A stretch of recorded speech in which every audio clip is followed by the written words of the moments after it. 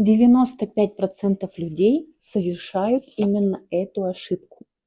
Ты знаешь, какая главная ошибка заставляет большинство людей сидеть и ничего не делать?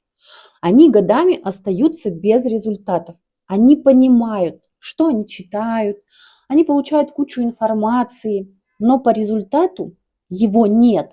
Потому что результаты – это не волшебная таблетка и не идеальное решение с первого раза. Это действия, которые совершаются для понимания себя, своих чувств, желаний. Когда ты понимаешь, что ты живешь не по своим программам, установкам, а тебе это просто навязали, но ты все еще не выросла и находишься в детской позиции и пытаешься переложить ответственность на своих родителей.